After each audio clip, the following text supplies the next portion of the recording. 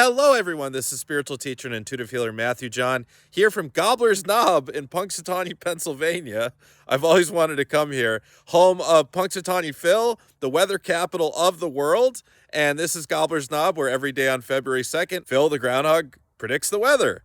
So I've always wanted to see this. So let's go in here and let's talk about groundhogs, Groundhog Day the movie, Imbolc, and the soul's journey. This is going to be a great video. Come on, let's go. And as you can see, it's 134 miles to the Pennsylvania Grand Canyon. So I got to go there and show you that too.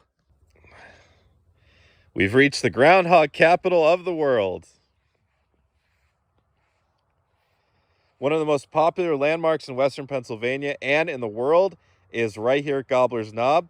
This is the site of the annual Groundhog Day celebration and where Punxsutawney Phil makes his prediction every February 2nd. Thousands of visitors come here on Groundhog Day, but also throughout the rest of the year. Little bit of history. 1887, the start of the Groundhog Day tradition. The site was called Punxsutawney Weather Works on Canoe Ridge. This was a reference to its location on the little knob high in the hills of Canoe Ridge, a few miles south of Punxsutawney, which is where we are.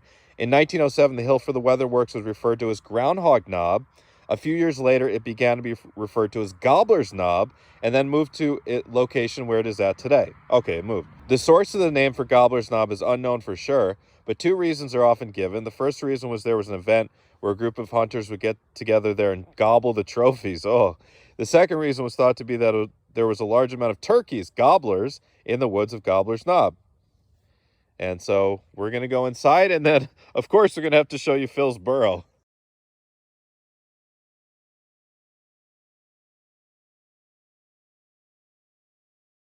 So here it is, and this is packed every February 2nd in the morning as the world watches what Phil is going to say. Will there be 6 more weeks of winter, or will it be an early spring? So come on, let's head down to the stage, why don't we?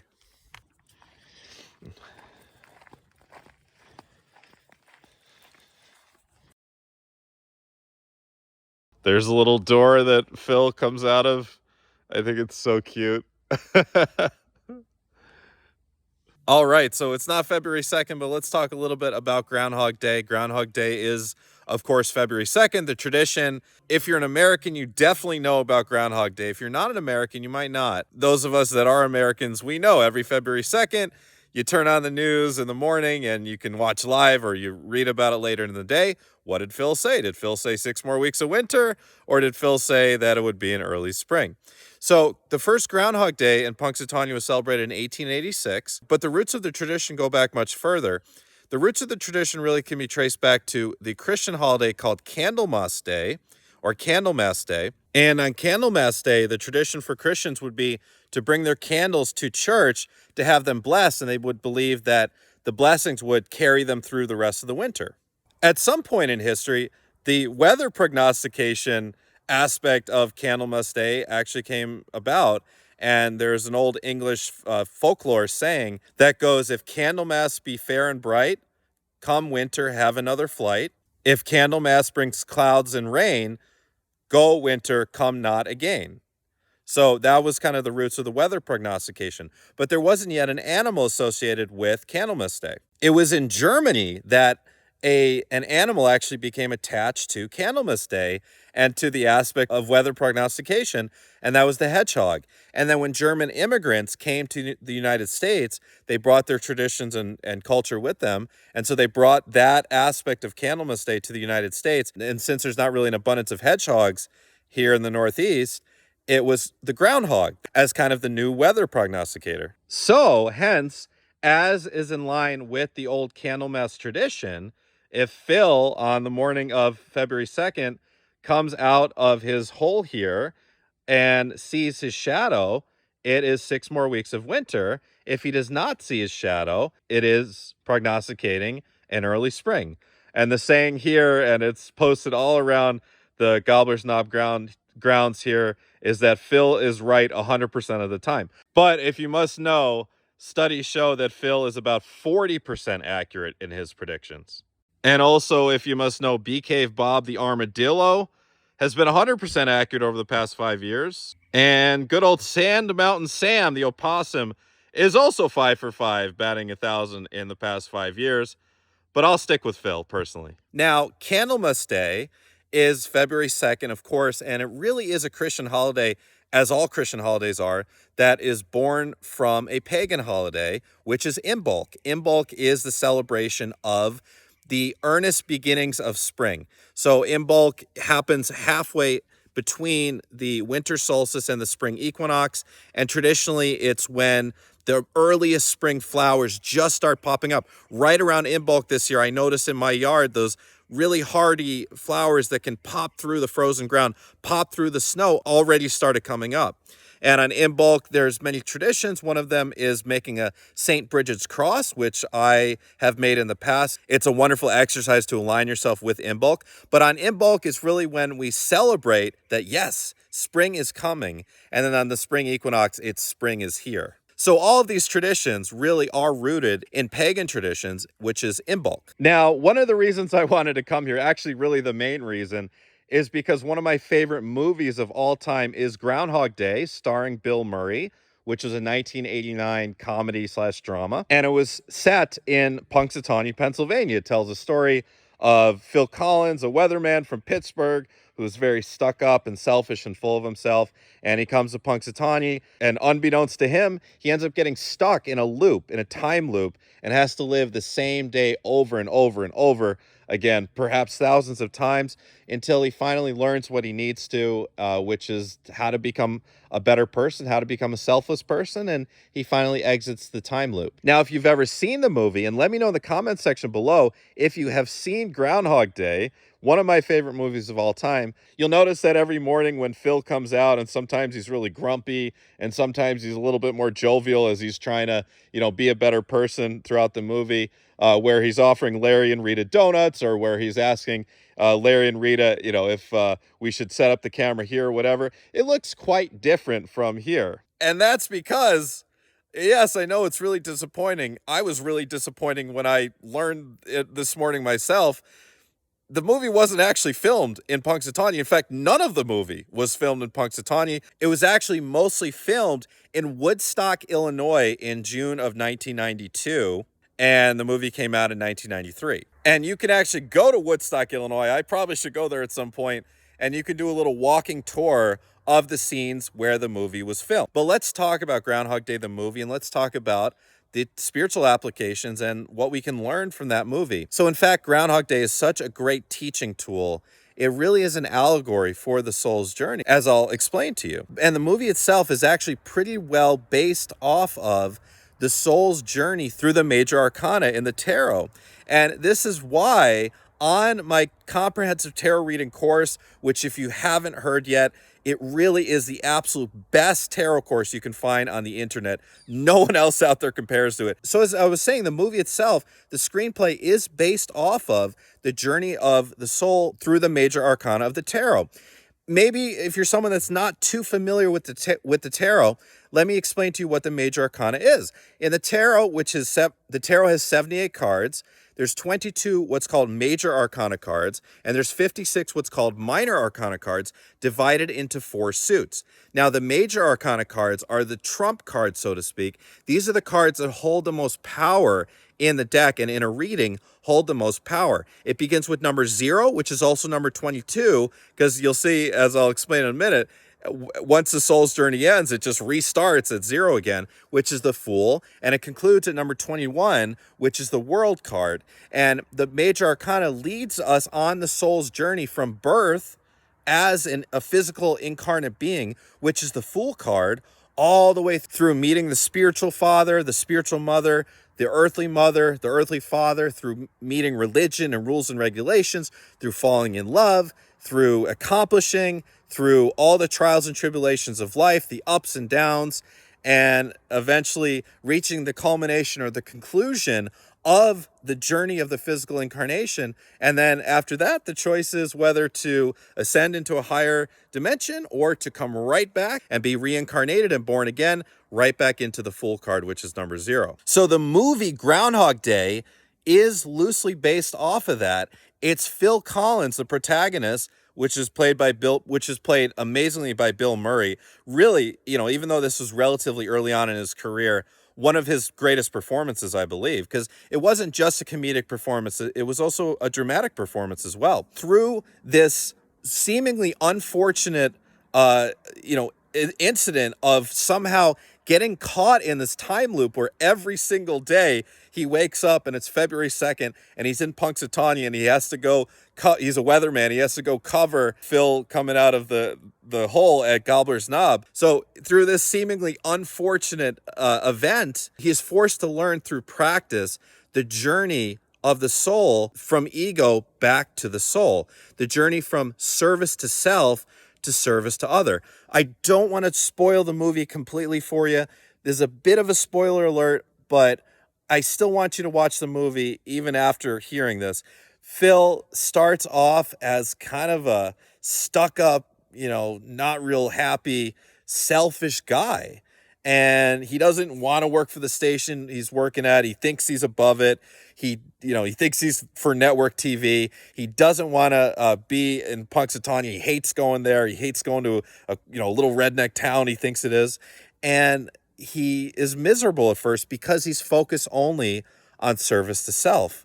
And those beings that operate at the frequency of service to self, and there's negative extraterrestrials out there that are completely operating at that frequency, and the only thing they know is how to pillage and take and dominate and control, but they're never truly happy, and they can never truly fully ascend spiritually past a certain point, which would be in the fifth density. But that's a little bit of a complex topic for a different day. Actually, if you're interested in that, go to the description box below. I'm linking the videos collaborations I did with Todd Deviney, the author of Expansion for Ascending Consciousness, where we discuss this sort of stuff in depth. But Phil's journey takes him from that starting point, which is complete service to self, and he's at first the impetus in the movie is Rita, and really we could say Rita at times is the Empress card, at times she is the Strength card, and at times she's the High Priestess. And she is the impetus throughout the entire journey for him because he desires her. Because at first he feels like he's missing something in life because he's miserable. He desires Rita. And that desire, at first, he's trying to get Rita through manipulation, through seduction. This is an aspect of the Lover's card, we could say. This is the Chariot card in play. It's the Devil card as well. A really only surface level lust versus the deeper, more spiritual aspects of like the Lover's card, which is a more spiritual love. But at first he tries to manipulate the situation, manipulate reality, manipulate Rita to get her. And it doesn't work. He gets rejected. That leads him into intense depression and even suicide, right? In the movie, he tries to commit suicide over and over again, only to wake up again, the next morning. And he's like, oh, shucks, I can't even do that. And that journey through depression is really like the Tower card. And that leads him, we could say, to the experience of the Death card, which is the intense transformation that occurs within once he realizes that it is a literal dead end, that the service to self that he's always known is a literal dead end. And then there's one famous scene where him and Rita are together at the diner, which they've been together many times in the movie, and he tells her that he's God because he knows he's been in that day hundreds of times already. So he knows exactly when the waiter's going to drop the plates. He knows exactly everyone's name and everyone's story in the coffee shop. So he tells Rita that he's God just for fun at first, but then Rita kind of becomes curious and starts to follow him around, and they spend a wonderful day together. And that's the transition because he becomes very vulnerable and authentic in that moment. And really we could say that's an aspect of the Star card where he finally finds some sort of faith in something. Maybe the faith is in her. And from that point on, he shifts completely. He goes, he's kind of at the other end of the experience of the Death card, which is change and transformation. And he just moves obsessively towards service to other. And he finds in earnest experience that service to other makes him so much happier than he ever was. But he was inspired by Rita, who is a service to other, who was already kind of oriented as service to other. Anyways, in the end, they fall in love, but it's an authentic love. It's a true love rather than in beginning. It was because he felt like he was missing something because he didn't know any other frequency set point other than service to self. In the end, they fall in love, and finally the page turns, and it's tomorrow. And it's absolutely a brilliant allegory for the soul's journey. We will keep banging our heads metaphorically against a wall over and over, lifetime after lifetime after lifetime after lifetime, in the frequency of service to self, until we finally realize that there's something more to life other than satisfying the desires and the needs of the ego self, and we start to work towards being of service to other, being of service to the world. Look at the world where it's at right now. The world is more polluted than ever. The world is starving. Approximately 1/3 of planet Earth, the humans on planet Earth, don't have enough food, don't have clean water. The less than 0.1% control all the resources in the world, and the poverty is astounding. And the pollution, look at how we pollute the world, and it's getting worse and worse and worse and worse. Look at the giant plastic traps that are found in the oceans, for example. Look at how bad the air quality is in Beijing and other big cities. My point being, this is because we're still living in a world where a huge portion of the population, especially those with any sort of economic or political power, are still in the frequency of service to self. They're still completely in the consciousness of the ego. They have yet to find anything outside of ego. They don't know, perhaps, anything other than ego. It's not like these are the people that are going to Eckhart Tolle talks, for example, or watching my work. We can see the state of the world and the pollution of the world, both literal pollution and also just pollution of the way that we treat each other, the way that governments treat citizens, the way that the world is, as a reflection of the fact that most people are still mostly or completely in that service to self frequency. They have yet to be able to step outside of the ego self and move into soul. By the end of the Groundhog Day movie, Phil Collins is really completely in that soul frequency. The movie ends with a beautiful scene where it's finally tomorrow, and he wakes up and rolls over to Rita and he says, "Is there anything I can do for you today?" And it's genuine. There's no sense of, oh, is there anything I can do for you today to win your love? No. It's because he desires so much to be of service. And the only way that we transform this planet, the only way that we experience the ascension process truly on a planetary scale, is through a huge portion. Really, eventually it's going to have to be almost the entire population of the planet moving to service to other. Think about it. If you're in a service to other frequency, you feel if you harm anything or anyone. If you're in a service to other frequency, you don't want to contribute to the pollution of the planet. You don't want to contribute to the suffering of others in any way because you feel it yourself. And the only way the ascension process really fully takes place is that as individuals, as you and I, people that are finding me watching this video, we're starting to ascend in our personal frequency. And again, those talks I did with Todd Deviney, we really explain in depth what it means to raise your personal frequency. Also, check out a free webinar I have for you called Intro to Ascension. That is linked in the description box below as well. But it takes people on a massive scale moving through an individual ascension process where we are stepping up in our own personal frequency, and we are thus becoming attuned to the fact that we are all connected as one in a field. I am you, you are I. We are all each other, and not just each other. We are all the trees. We are Phil the groundhog. We are the blades of grass. We are everything. All of us that exist on this earth plane, whether we're in the physical or the non-physical, we are all intricately connected. And that's really the only way this planet shifts from the shitty place it's at now to what we're seeing as light workers as the new earth that we want to manifest. It's through moving in frequency, our set point moving from service to self to service to other. And let me know in the comments below, have you had a similar experience maybe as Phil Collins in Groundhog Day? Were you at some point in your life really focused on service to self only to realize that that was a dead end? A lot of people have. And also, by the way, in Groundhog Day, there's some literal imagery of the tarot, and I explain all of that really in depth on my tarot course. This must be just so much fun on February 2nd. You can see people buy bricks in memory of people. Or not, just you can buy a brick. Like here's one that says, "We love Phil, Catherine, and Marco from Germany."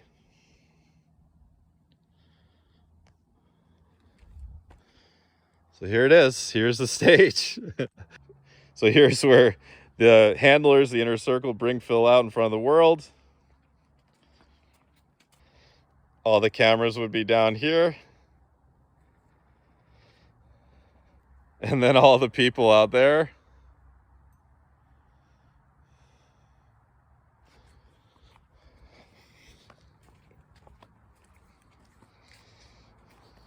And this is where the groundhog comes out.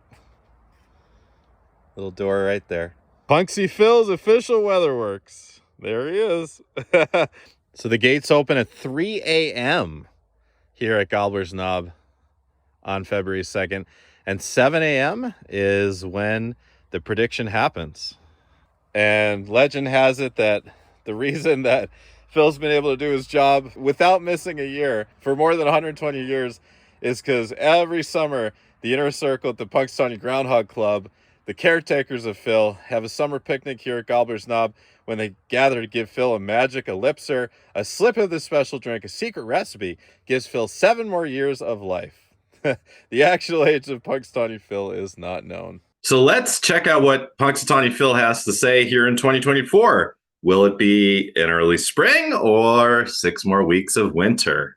But what this weather did not provide is a shadow or reason to hide. Early spring. All right. Way to go, Phil. Punxsutawney Phil predicting an early spring. So, wow, what a shock. Phil's predicting an early spring this year. He did not see his shadow. It's the 138th year for the traditional. Although I would suspect as global warming continues to proliferate, we'll probably see more and more of Phil predicting an early spring. It certainly has been a very mild winter. Welcome to Punxsutawney, the weather capital of the world. Whoa, ho, ho, watch that first step. It's a doozy. And by the way, that famous pothole from the movie is actually found in Woodstock, Illinois. But now that you know that the movie is pretty much based off the major arcana of the tarot, what imagery is that relating to in the tarot in the major arcana? Comment below if you know. It's the Fool. The Fool card depicts leaping off of a cliff, that first step of the physical incarnation, being born and not really knowing what you're getting yourself into as spirit coming into human form. Also, this is so wonderful to see. They did a 31st anniversary meetup of some of the cast members of Groundhog Day. Let's take a look at that. I will tell you that the party is still taking place right now. We all know the 31 years for the absolute first time since that film was together to mark 31 years for the we all know the movie, we all know the cast, and they all came together to mark 31 years for the absolute first time since that film was released back in 1993. So cool. I can tell you one of the biggest highlights today was many people seeing Bill Murray right here in attendance. As soon as he came out and hopped on that stage behind me, his first words, "It's not all that cold. We could all take our shirts off right now." But I will tell you, today was really about honoring Harold Ramis to be able to declare this day by the city of Chicago. Now, the Chicago native was the co-writer, actor, and director extraordinaire of the 1993 film Groundhog Day. And as I said, they filmed it actually in Illinois, not in Pennsylvania. Ramis played the neurologist, and many gathered here at the Harry Carey Tavern here at Navy Pier to honor a man who they say was warm, welcoming, calm, funny, and creative. As the cast made their way to the stage, they were all serenaded, taken back to 1993, listening to "I've Got You, Babe," commemorating the life of Harold Ramis. Hopefully, that doesn't play when you wake up in the morning, nor do you find yourself back here at Navy Pier or at the Cherry Street Inn. Harold's wife, Erica, was also in attendance while beaming with pride on stage as many people spoke wonders about her husband. Here's what Bill Murray had to say. I think it's great that we're here, and I think it's nice to have you know, I don't want to be too Irish, but it's very nice of Harold to make us a nice mild day for today. You know, he's up there stirring the clouds around and making that low pressure move out from Indiana from the movie. Just drench and ruin those people's lives over there in Indiana. So that's pretty cool. They gathered to celebrate Harold Ramis and have a reunion 31 years later. And here we are at Phil's burrow. Unfortunately, it being nighttime, Phil is asleep, and we're not going to disturb him, but this is where he lives. And here's Phil in his greatest form. As you can imagine, it seems like this entire town is dedicated to Phil, as it should be. So this has been a really fun time here in Punxsutawney. Kind of disappointed didn't get to see Phil. I didn't really know. He's not available at night. I guess it makes sense. He goes to bed with the sun. But how cool to see Gobbler's Knob and to see the real Punxsutawney. I'm going to have to go on Amazon Prime and watch Groundhog Day, the movie, again for the 1,000th time now after being here in actual Punxsutawney. And by the way, Punxsutawney, the real Punxsutawney, not the movie Punxsutawney, is a pretty big town, actually. In the movie, it was portrayed as this tiny, tiny little town. It's actually a pretty good-sized town. There's all the American corporations you'd expect, McDonald's and Rite Aid and Sheetz, the gas station, and all that. So if you've ever wanted to come down to Punxsutawney for Groundhog Day, or not on Groundhog Day, like I'm here, obviously, I'm not wearing a coat, so it's a little bit of a warmer time, come down. It's a great place to be, and people here are really, really nice, really, really, really friendly. So thank you so much for watching, everyone. I really hope you enjoyed this, and please check out my Ascending as One program.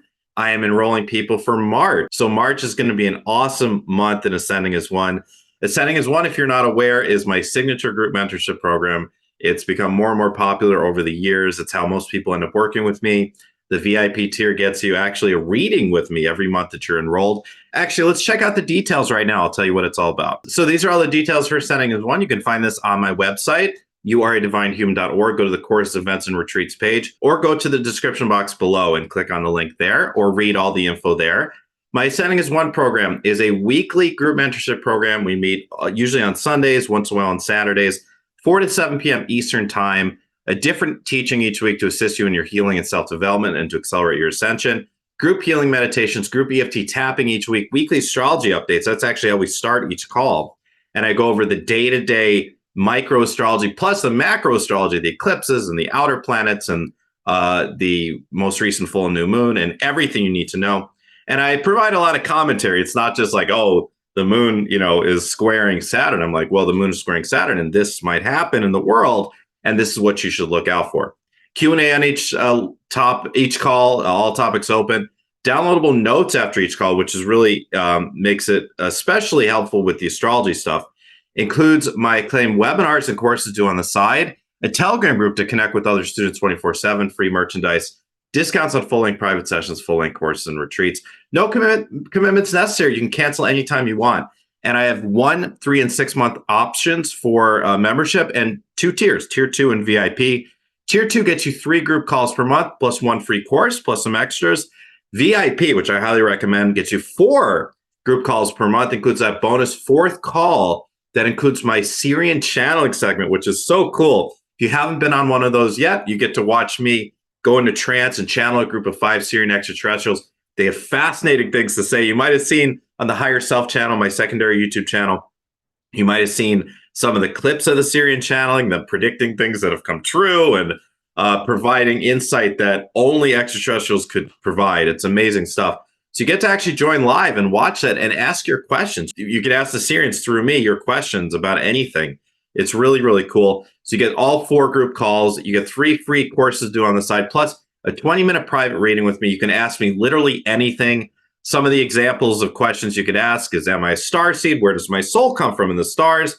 Which past lives are related to my current obstacles? What is my soul asking for me to learn from my current difficulties? Is this relationship I'm in supposed to work out or not? What is my soul contract with this other person that I'm wondering about? What is my purpose in this life? Should I change jobs? Should I move? Does my loved one on the other side have any messages for me? What is my outlook from spirit for the next month, the next year? Is there a new partner coming for me in my future? How can I overcome recurring obstacles? How can I become more abundant financially or otherwise? What can you tell me about my natal chart? I love reading your natal chart if you want me to do that on these calls. And really anything you'd like to know, all questions are on the table and I work really, really quickly. I'm a fast talking New Yorker, so don't worry about the time. I can squeeze what most people can do in an hour reading into 20 minutes, and I'm confident saying that. So there are options again for 1, 3, and 6 months. Our upcoming schedule for March, Healing Your Heart Chakra on the 3rd, A Journey to Inner Earth at Garth on the 10th, Spring Equinox Group Activation, Sirian Channeling, that's the VIP call March 23rd, and March 24th, Clearing Geopathic Stress from Your Home and Property. And you can see the schedule for all of 2024 there on this page. And if you want to sign up, fill out this form, name, email, phone number if you want to, not required. The membership level you want to choose, Tier 2 or VIP, and whether you want to do 1, 3, or 6 months, click Submit or click Register Now, and I'll get right back to you with further details. All right, everyone, thank you so much for watching. I hope you enjoyed. I'll talk to you again soon. And again, blessed Imbolc and happy Groundhog Day.